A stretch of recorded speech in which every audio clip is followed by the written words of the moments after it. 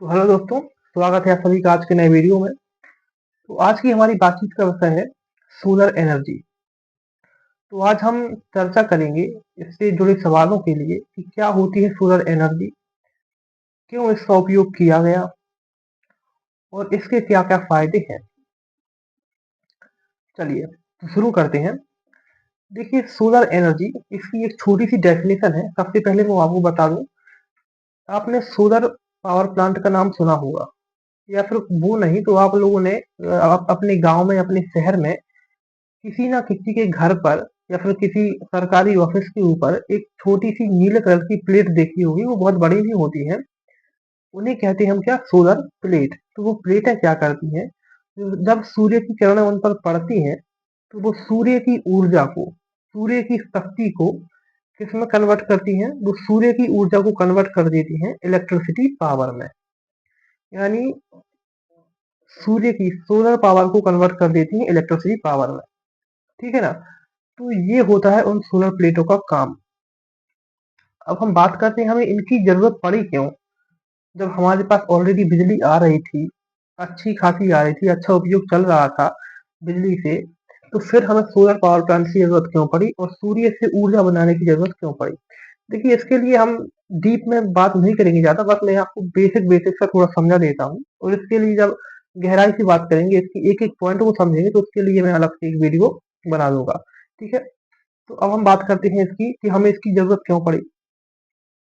देखिए आप लोगों ने सुना होगा कि जो थर्मल पावर प्लांट होते हैं उनमें ज्यादातर प्लांटों में बिजली बनाने का उपयोग बिजली बनाने के लिए कोयले का उपयोग किया जाता है। ठीक है, सुना है ना। और जहाँ न्यूक्लियर होती है वहाँ न्यूक्लियर पदार्थ होता है, और जहाँ बायोगैस से हम जानवरों के वेस्ट और एग्रीकल्चर पदार्थों के वेस्ट, ऐसे सब इन सब से जो है बिजली बनाते हैं। तो देखिए क्या होता है, अब जो कोयला है, तो वो साइंस ने भी, वैज्ञानिकों ने भी कहा है कि कोयला हमारी पृथ्वी पर 100-200 सालों के लिए उपयोग करने के लिए बस बचा है। इसके बाद कोयला प्राप्त नहीं होगा, कोयला नहीं मिलेगा। और इसी प्रकार न्यूक्लियर है, इसी प्रकार बायोगैस पावर प्लांट का भी जो है सिस्टम है। तो देखिए जब कोयला पूरा समाप्त हो जाएगा, इसके बाद बिजली कहाँ से जाएगी। आगे वाली जनरेशन के लिए, जो जनरेशन आने वाली है उसके लिए बिजली कहाँ से आएगी। तब इस सवाल का हल निकाला गया और बाद में सोलर मतलब सूर्य की पावर का यूज किया गया। और इसके पहले किसी को पता नहीं था, वो तो बस धीरे धीरे खोज होती है फिर पता चलता है। देखिए क्या होता है, सूर्य की पावर का यूज इसलिए भी किया गया क्योंकि ये कभी मिटने वाली नहीं है। और अगर सूर्य की पावर मिटी तो उसको उपयोग करने वाले भी बचेंगे नहीं, वो भी मिट जाएंगे। ठीक है ना। आप लोगों के मन में सवाल आ रहा होगा कि क्या सूर्य कभी समाप्त नहीं होगा। देखिए मैं आपको बता दूं, जिस दिन सूर्य समाप्त होगा उस दिन उसकी ऊर्जा का उपयोग करने वाले भी नहीं बचेंगे। उनके साथ अपन भी अपना बोरी का बर्तन निकाल के निकल लेंगे, सूरज के साथ भी, है ना। इसलिए जब तक सूरज है, जब तक उसकी पावर है, जब तक सूरज चांद रहेगा, तब तक बिजली का आवागमन भी रहेगा। आप मेल नहीं बना, ठीक है, ठीक है ना। ठीक है, अच्छी गाड़ी नहीं थी, ठीक है, ठीक है, हो जाएंगे। तो अब हम अपनी बात पर आते हैं कि सोलर पावर प्लांट, इसके फायदे हमें क्या है। जो सूर्य से एनर्जी बनती है वो कैसे बनती है, उसका मैंने आपको बेसिक बेसिक समझा दिया। इसे क्यों बनाया गया है उसका भी मैंने आपको बेसिक बेसिक समझा दिया। क्योंकि जो सूर्य की पावर है वो असीमित मात्रा में है, वो कभी समाप्त नहीं होगी। जिस दिन वो समाप्त होगी तो उसे यूज करने वाले भी नहीं बचेंगे। ठीक है, तो ये हो गया दूसरा। अब हम बात करते हैं इसके हाँ फायदे क्या है। तो जैसा कि मैंने अभी आपको बताया कि जब हम कोयले से बिजली बनाते हैं तो उस कोयले से क्या राख भी बनती है, उस राख से धुआं भी होता है। तो उस धुएं से क्या होता है, पृथ्वी पर प्रदूषण बहुत अधिक हो रहा है। और ऐस- ऐसे जो दो तीन पावर प्लांट और है, जैसे न्यूक्लियर पावर प्लांट हो गया अपना, ये बायोगैस पावर प्लांट हो गया, तो इन सबसे जो है प्रदूषण हो रहा है।